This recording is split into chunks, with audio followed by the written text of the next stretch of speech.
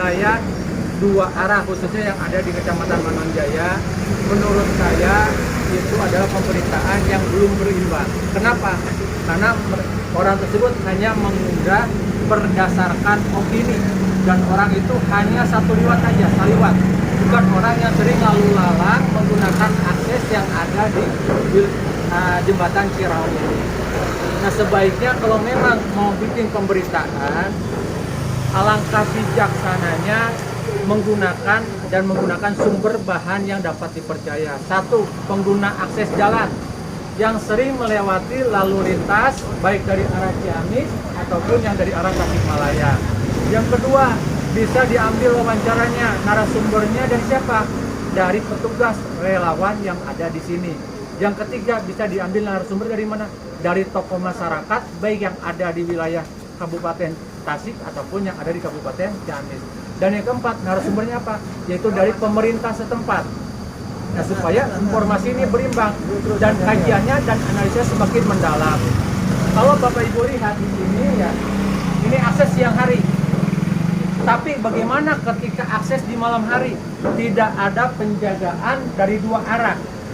Ditambah lagi malam hari, karena sebelumnya wilayah jembatan Ciraung ini ketika tidak ada penjaganya, petugas relawan yang bekerja dengan ikhlas, ini rawan kecelakaan kalau kondisinya hujan, apalagi kalau kondisi papan ini bolong. Ini baru diperbaiki, tapi ketika jalan ini papannya bolong, itu akan terjadi kecelakaan. Apalagi sebelumnya memang perhatian dari pemerintah provinsi, KAI ataupun kabupaten Tasik dan Ciamis memang kurang. Dan ini ada swadaya masyarakat, terutama petugas yang ada di sini. Nah, inilah yang harusnya kita melihat, mengkaji lebih bijaksana. Kemudian yang kedua, sebelum terjadinya adanya penjaga, ini sering terjadinya apa? Pembegalan, perampokan yang dilakukan pada malam hari karena ini sepi. Belum lagi kasus-kasus bunuh diri ataupun orang yang akan bunuh diri. Ini banyak. Nah, ini harapannya kita selaku netizen lebih bijaksana menyikapi. Nah, inilah pendapat kami yang memang kami tahu situasi ini. Bahkan saya bukan hanya sebagai kepala desa, saya juga sebagai pengguna jalan akses lalu lintas. Nah, ini memang harus. Kemudian menyikapi statement dari Bapak Gubernur Jawa Barat, Bapak Deddy Mulyadi, saya harapkan Bapak lebih bijaksana dalam memutuskan ataupun sebelum memutuskan suatu perkara. Kenapa? Bapak terbawa emosi pada saat itu. Sehingga harusnya Bapak menyikapinya dengan bijaksana. Bijaksana gimana? Sebelum Bapak memutuskan, Bapak lihat dulu situasi kondisinya yang ada di sini. Apakah efek negatifnya, positifnya seperti apa? Sehingga dalam memutuskan satu kebijakan tidak ada banyak pihak yang dirugikan. Seperti tadi kita wawancara dengan salah satu tokoh masyarakat. Di sini petugas yang ada di wilayah Manonjaya, Kabupaten Tasikmalaya, itu ada 40 orang petugas. Dibagi 20 orang, 20 orang dari Desa Margalindo, 20 orang dari Desa Cilangkap, belum lagi yang dari wilayah Ciamis. Nah, ini yang kita perhatikan. Jadi ketika kita memberlakukan suatu aturan, langkah-langkah solusinya seperti apa? Taruhlah ketika ini ditutup, ya silakan bikin solusinya, yaitu pekerjaan yang layak buat para petugas relawan. Ataupun yang keduanya, misalkan mau tutup total, silakan kirimkan petugas PNS, ASD yang punya kewenangan seperti Dishub, PT KAI, ataupun Satpol PP, silakan bekerja di sini. Mereka digaji oleh pemerintah, jangan hanya buat aturan, tapi merugikan masyarakat yang ada di kami ini. Dan harapannya seperti ini. Ini luapan pendapat kami supaya kita berpikir jernih, berpikir bijaksana, jangan sampai keputusan-keputusan yang diambil oleh pemerintah baik provinsi, kabupaten itu dan desa sekalipun itu merugikan orang-orang yang sudah berkecimpung di sini lebih dari 30 tahun. 30 tahun bukan lagi yang sedikit.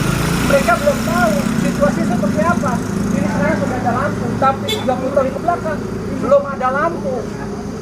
Ini masih gelap, belum lagi jalannya rusak, bolong-bolong. Karena kenapa?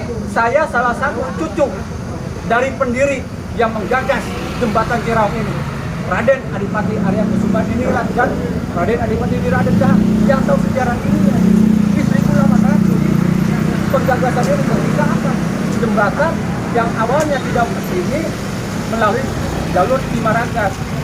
Kedua Bupati Galuh dan Bupati Sukapura pada waktu itu menjaga supaya dibangun satu jembatan yang manfaatnya bisa dirasakan oleh masyarakat yang ada di Kabupaten Ciamis ataupun yang ada di Kabupaten Tasik pada saat ini, ataupun zaman dulunya Kabupaten Galuh dan Kabupaten Sukapura.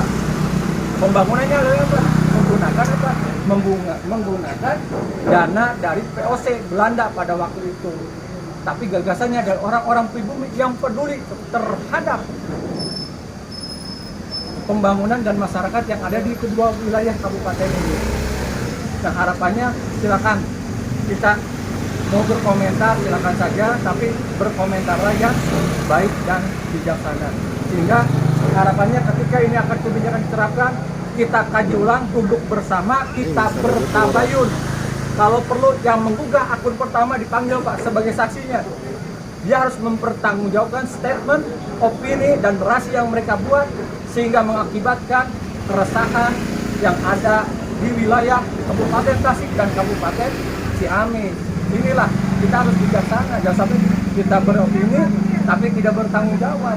Kalau perlu datangkan orang yang membuat akun itu, dia harus bertanggung jawab, menjelaskan dan menyampaikan kepada warga masyarakat, undang ke sini, datang ke sini. Kalau perlu gubernur datang ke sini, bertanggung jawab juga sama-sama. Jangan hanya di konten wae, datang ke sini.